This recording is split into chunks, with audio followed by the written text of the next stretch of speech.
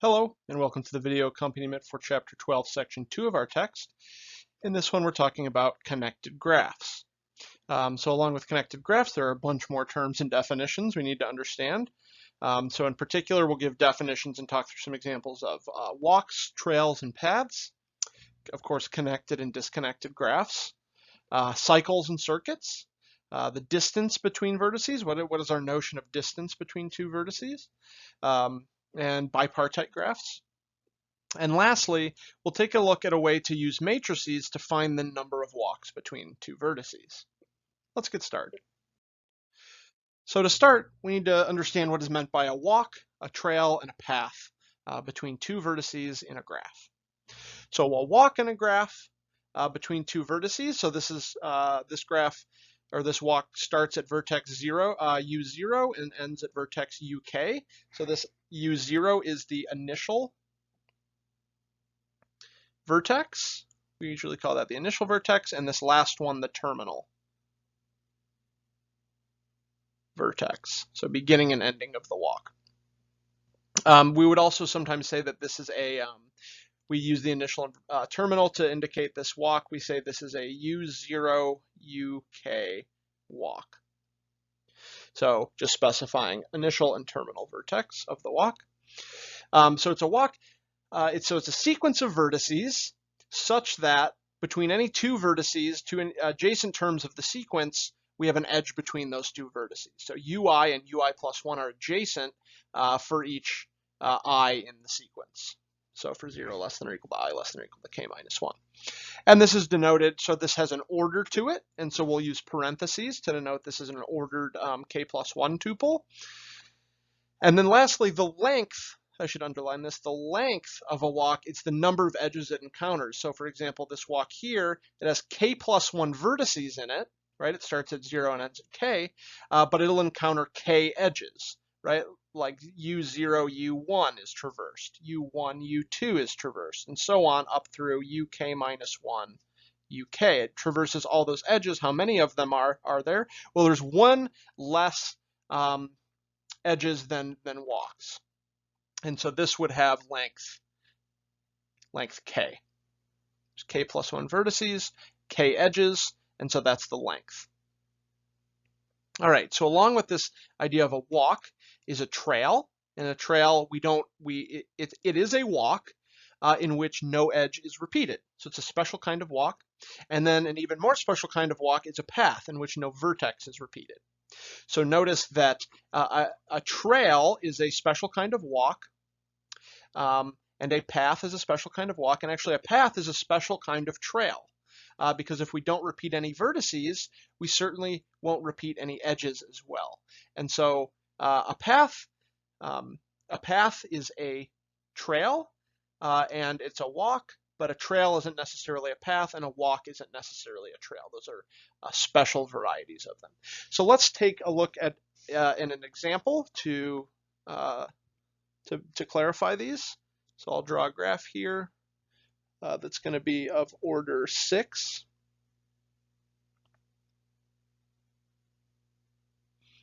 And I'll go ahead and label it so that we can specify the walks and trails, U, V, W, X, Y, and Z. And how are these things connected?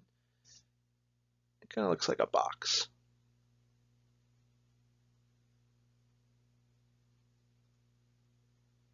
And then how is X connected? Oh, actually, I want to get rid of this edge. I don't want that edge to be there. XV. All right, so this will be the graph that we're going to look at. So let's give an example of a walk of length. I don't know. We'll pick a walk and then talk about its length. So for a walk, it's just a sequence of vertices, but I have to follow edges as I go. So maybe I'll start with X, and then I'll go to Z, and then I'll go to Y. Maybe I'll go to W, and then I'll go back to Z. How about something like that? So W in this case could look like, we'll go X, Z, Y, W, Z. So this is an X, Z walk. And how many edges do I counter? And we count these with multiplicity. If I use the same edge twice, we count that twice. So it's 1, 2, 3, 4 of length of length 4. So that's a walk that's not a trail and it's not a path. Why is it not a, oh, sorry, this is, right, no, I repeated a vertex, but I didn't repeat any edges. So this walk is actually a trail. So I can look at the edges that I traversed to get this. XZ, ZY, YW, and WZ. So that was my walk. Notice I didn't repeat any edges, and so this is a trail. So we could also say this is a trail of length 4. But it's not a path because I repeated the vertex Z.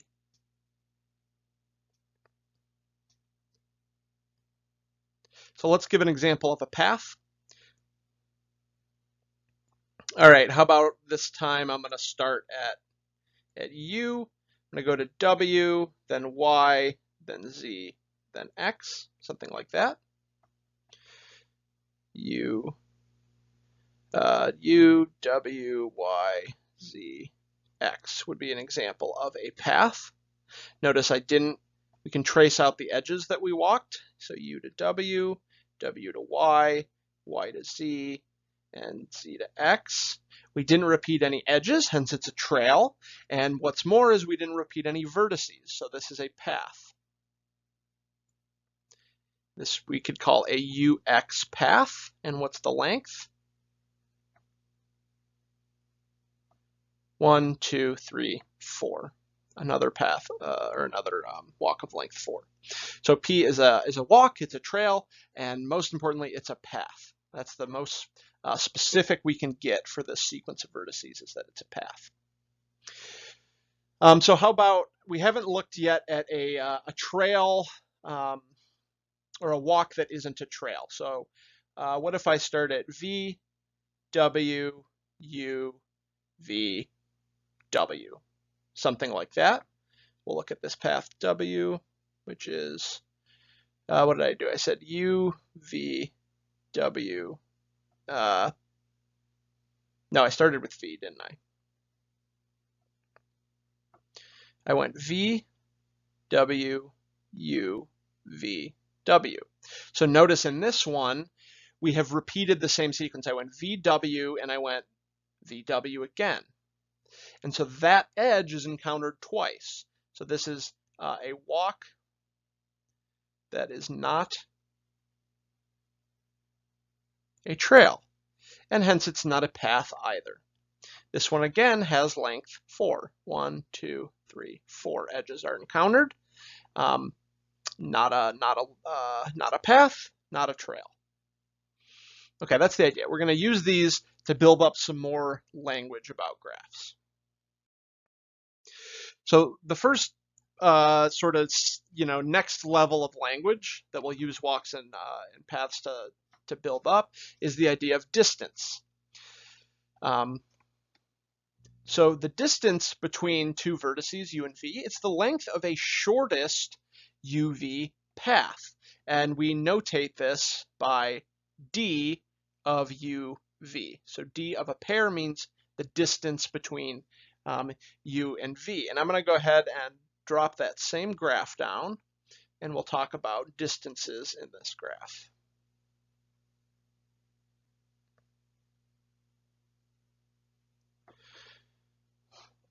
U, V, W, X, Y, and Z. So let's say I want to know what the distance is between, I don't know, U and X.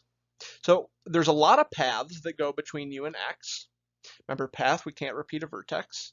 So already it's shorter than most walks. So there's lots of different ways we could do this, right? We could go U to V and V to X. We could go U to W, W to, maybe I'll use a different color for this, for each different path I could take. I could go U to W, I could go W to V, and I could go V to X. That's still a path. What else could I do? I could go U to Y, Y to Z, Z to X. There's lots of different ways to do this, right? I could go U to W, I could do W to Y, I could go Y to Z, and I could go Z to X. That's also a path.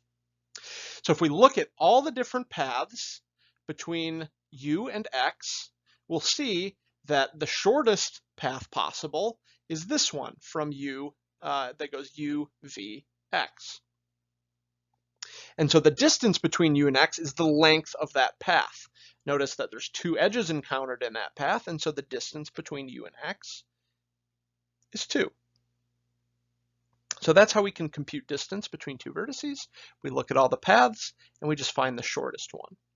Notice that if two vertices are adjacent, so say we see Y and Z are adjacent, then the distance between them, the shortest YZ path in this case, would just go directly from Y to Z. That takes one edge to do that. And so two vertices that are adjacent, the distance between them is 1. I'll write that down. If UV is an edge, then the distance between U and V is equal to 1. We normally say that a vertex is that the distance between a vertex and itself is 0.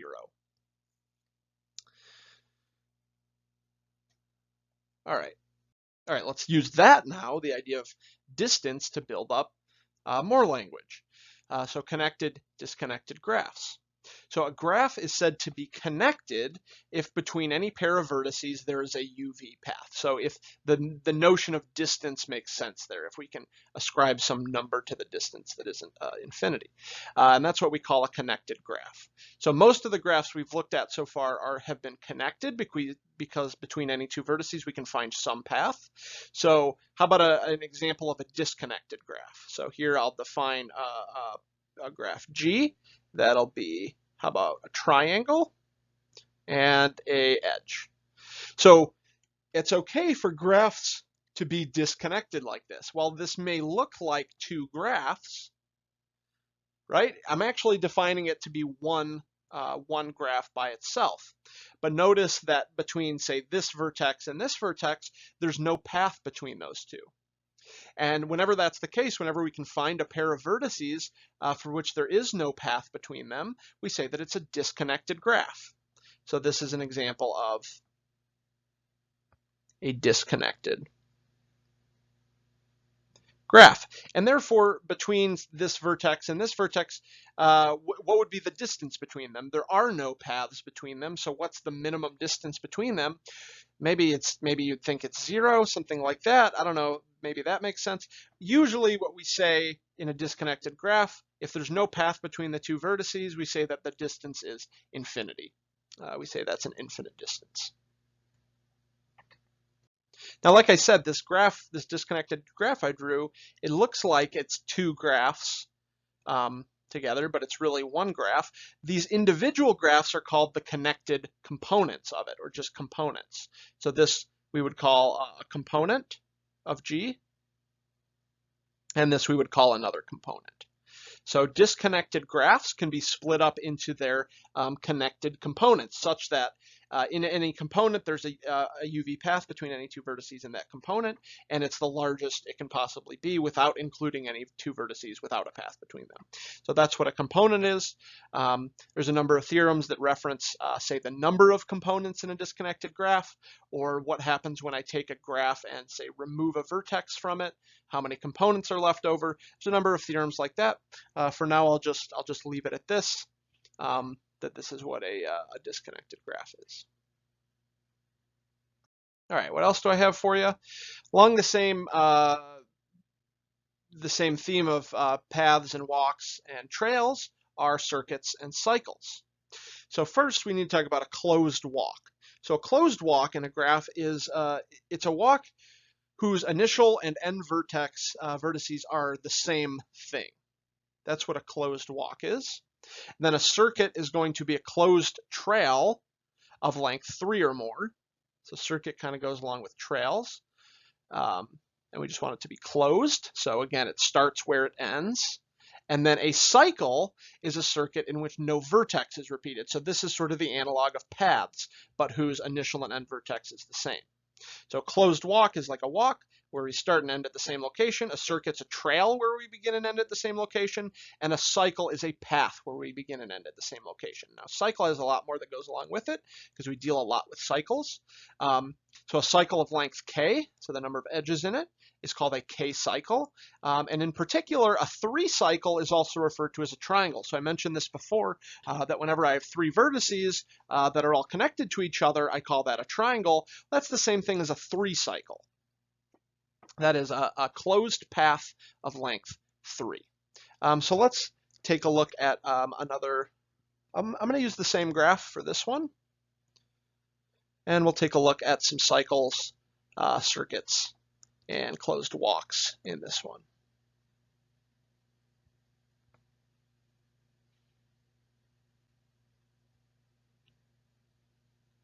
U, V, W, X, Y, and Z. All right, so what's an example of a closed walk? Maybe you can find one. So just a walk that begins and ends at the same vertex. So maybe I go V,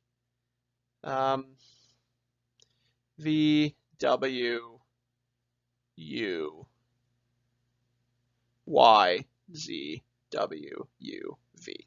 All right, let me write that down. So we went V, W, U, Y, Z, W, U, V. So notice the initial and terminal vertex is the same. It's both V, so that's what makes it closed. Notice though that I repeated some edges. So let me trace out my walk. V to W, W to U, U to Y, Y to Z, Z to W, and then I repeat W, U, and then I do U, V. So I've repeated a vertex and I've repeated an edge. So this is strictly a closed walk. It's not a circuit and it's not a cycle. So why don't we pick out a circuit? So here I just don't want to repeat any edges. So I'm going to go ahead and erase these yellow lines from our first one, just to keep it kind of clean, as clean as I can. So why don't we can kind of take that closed walk and turn it into a circuit if I just prevent, let's see, we encountered W twice, so I'm going to try and prevent that from happening. So let's say I go V to W,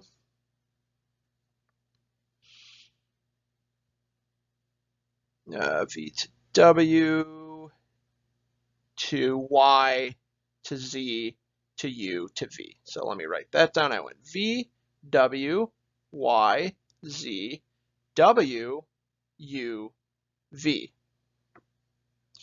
So notice I'll trace it out. W to Y to Z back to W. So I repeated a vertex, which means this is not going to be a cycle. And then I went back to V. I still have initial and end vertex the same. I started and stopped at V. However, I did repeat this vertex W. That was repeated once. And so this is a circuit that is not a cycle. So let's take a look at a cycle. Well, why don't I just go, actually there's a cool cycle in here. How do I want to do this? I'm going to go V, I'll write it out first. I'm going to go V, W, U, Y, Z, X, V. W, U, Y, Z, X, V. V to W, W to U, U to Y, Y to Z, Z to X, and finally, to make it a cycle, I need the initial and terminal vertices to be the same, U to X and X to V. And so there's a cycle. What are the lengths of all these things? So this closed walk, 1, 2, 3, 4, 5, 6, 7. This has length 7. This one, 1, 2, 3, 4, 5, 6. This has length 6. And then finally, my cycle was a what kind of cycle? Well, how many vertices do I have? 1, 2, 3, 4, 5, 6. It's a 6 cycle. So this is an example of a 6 cycle sitting in my graph. Now, cycles themselves can be graphs. So Cn is a cycle. just by itself, not as a subgraph of another thing, but just as itself. Cn is a cycle of length n for n greater than or equal to 3. So with cycles, we get a class of graphs from this. So for example, C3 is the same thing as a triangle, a 3 cycle. C4 looks like this. C5 would look like this. We've seen this one before. Remember, the C5 is a self-complementary graph. That's a special one. And so on and so forth. So while we can find cycles inside of other graphs, and we'll want to do that sometimes, notice that this cycle we found contains every vertex of the graph. So that's a very special property in a graph, that we can find a cycle that hits every single vertex. Ooh, that's very special. That's called Hamiltonian. So while we can find cycles inside of graphs, and that's good to do, and we'll have some stuff with that, we can also just have cycles by themselves. And we can talk about various paths or walks in these things. All right, that's about it for circles, circuits, and cycles. But we keep building up language. On top of this is another definition. Well, actually, it'll be related to a theorem. We'll see it. So along with this idea of lengths of cycles is a bipartite graph. So what is a bipartite graph? So a graph is bipartite if it's possible to take the vertex set, partition it into 2 sets, so that any edge of the graph connects a vertex of U to a vertex of W. There aren't any other edges in there except for ones that go from U to W. So for example, here is a path of length 4. This is P4. Just like we have the cycles, CNs, we have paths of various lengths. So here's the path of length 4. And in fact, this is a bipartite graph because I can partition it. I'll put these 2 guys into a partite set by themselves, and these 2 into a partite set by themselves. And so these guys, these 2, I'll call U, will be, big U, because it's a set. And then these 2 will be in W. So notice that any edge in G, there are no edges between vertices of W and no edges between vertices of U. The only edges that are here are ones that connect a vertex of W to a vertex of U. So like this one, right, connects a vertex of W to a vertex of U. Same with this one, same with this one. So this is a bipartite graph. We can have what's called a complete bipartite graph. So K, N, M, kind of like a complete graph, but now with 2, which means one partite set is going to have order N, and the other partite set is going to have order M, and I'm going to include all the possible edges between those 2 partite sets. So up here, I'll call this like U, and I'll call this W. Those are my partition of the vertices. And then if every edge here is included, every possible edge between these 2 partite sets is included, then this is called a complete bipartite graph. So this has U has order 3, W has order 3, and so this is the complete bipartite graph K33. Right? It doesn't need to be complete in order to be bipartite. So for example, I can take this one and maybe just draw a few. This is an example. I'll do one more. Maybe I'll make it connected, but not a path. This would also be an example of a bipartite graph that is not complete. So that's what a bipartite graph is. What does this have to do with cycles and circuits and whatnot? One thing you might notice here is that in a bipartite graph, there are no cycles of odd length. So one thing we can see here is that between vertices of U and W, there's only going to be odd length paths between them. And if I take a vertex in W and another vertex in W, I need an even number of edges to get back to a vertex of W. And so there's only even length paths between vertices of W. So that's one thing we can notice, is that in a bipartite graph, if 2 vertices are in opposite partite sets, there's only paths of odd length between them. If they're in the same partite set, there's only paths of even length between them. What this means is that I'll never be able to find a triangle in the graph in particular, right? Because if I pick 2 vertices of the same partite set, we went through an argument like this in a previous video, that there's not going to be an edge between those 2. And so it's going to be impossible to find a triangle. So we could say that if a graph's bipartite, then it contains no triangles. And in fact, it won't contain any odd cycles. And what's more is that the other direction works as well. That is, if a graph contains no odd cycles, then it has to be bipartite. And that's what this theorem says. A graph is bipartite if and only if it contains no odd cycles. So if you take a graph and we start investigating and we see there's no way to make an odd cycle out of the vertices, then we know the graph has to be bipartite. And we know that every bipartite graph has this property of not containing any odd, or of containing no odd cycles. So this is a really interesting proof. I don't want to make this video super long, so I'm not going to prove it here, but I do suggest you take a look at that proof in the book and see if you can follow their reasoning for why this is true. All right, what else do I got for you? One really cool result. So in the last section, we introduced this idea of the adjacency matrix, right? We can take a graph and produce a matrix out of it.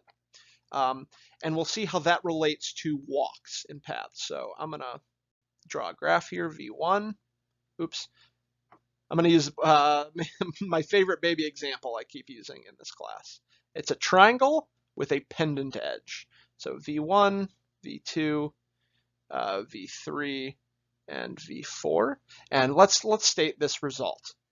So if I have a graph, and let's say it has vertex at these things, and then if we take its adjacency matrix, and we raise that adjacency matrix to the power k for some k greater than or equal to 1, then the ij entry of that matrix will be the number of VIVJ walks. Whoa, why should that be the case? That's incredible. Again, proofs in our book, this one goes by induction. So it's a really good example of an induction proof, but if I proved it here, it'll probably add another 20 minutes to the video, and I don't want to do that. So instead, I'd just like to show you how this works and hopefully clarify what's going on here. So here's my graph G. Let's compute its adjacency matrix. So it's going to be a 4 by 4 because I have 4 vertices. So row 1, vertex 1 is not connected to vertex 1. It's connected to vertex 2, but not 3 and not 4. And then we know these are symmetric matrices, so I'll go ahead and draw those in. Vertex 2 is not adjacent to itself, but it is adjacent to 3 and 4. And by symmetry, those are the same. 3 is not adjacent to itself, but it is adjacent to 4. And there we go. There's our adjacency matrix of the graph G. And let's take a look at what happens when we raise this matrix to different powers. So this is a to the first, and notice it's actually telling me how many walks of length 1 there are between any two vertices. So like right here, the 1, 2 entry of this is the number of walks of length 1. So what's a walk of length 1? Well, a walk of length 1 is just an edge. So the matrix itself is telling me walks of length 1 or just edges. And there's only one way to get from vertex 1 to vertex 2. We have to follow this edge here, and so there's only 1 there. But what happens when we say raise this to a different power? So let's compute a squared. Now, you might have to refresh your memory on how to compute powers of matrix, how to do matrix multiplication. But really, I mean, you're going to be allowed to use calculators on your exam.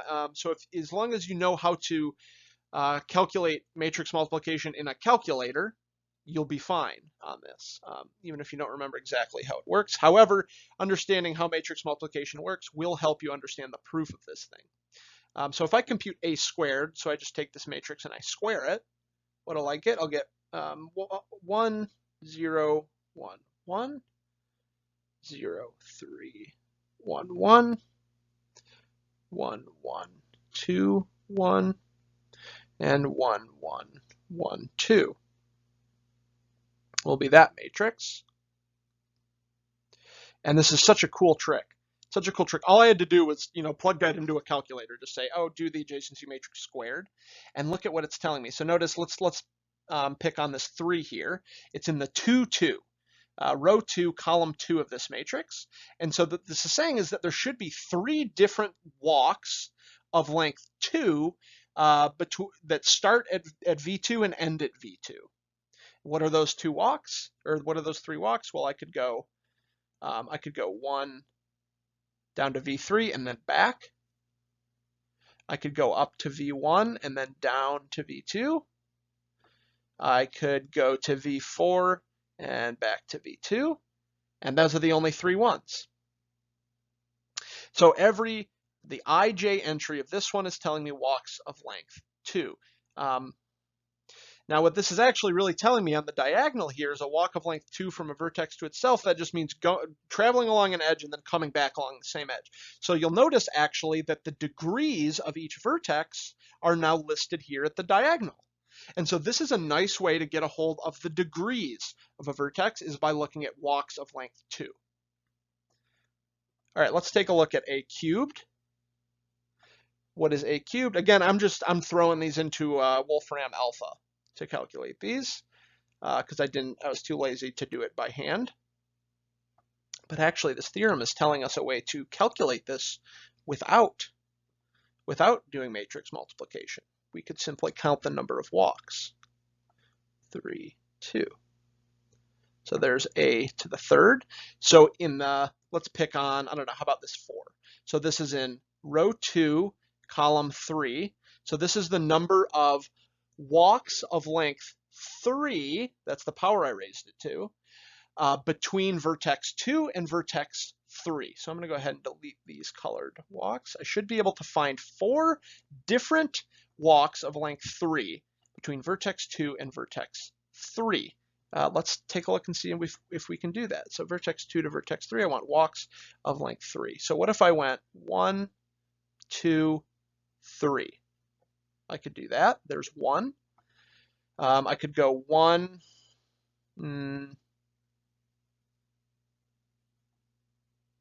How else could I do this?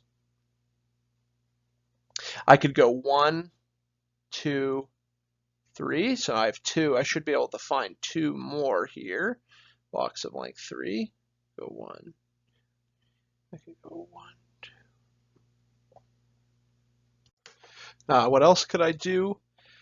Let's see here. What other walks are there between V2 and V3? Well, I could go back and forth between V2 and V3. I could go 1, 2, 3 and get back to V3. There's another walk of length 3. And I could also, for the last one, I could go V2 to V3 to V4 and then back to V3. There's another walk of length 3. You'll notice, say here in the 1, 4 entry is 1. And so that means there should only be 1 walk between vertex 1 and vertex 4. And since there's only 1 walk, it must actually be a path of length 3 between 1 and 4. And that would look like, I'll do this one in purple, 1, 2, 3. 1, 2, 3. Yep. And so there's only 1 walk. We could also look at A4. That'll have walks of length 4 between any 2 vertices, and so on.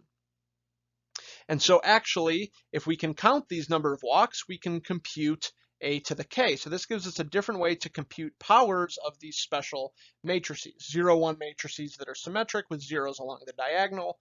Any one of those will have have an associated graph. We can count the walks and hence compute a to the k for any k. So we can go back and forth between the matrix, the number of walks, and the graph. All right, that's it for this video for section 12.2. Make sure you take a look at some of these proofs in here. They're really interesting proofs, and it'll be good for you to go through them. All right, see you next time.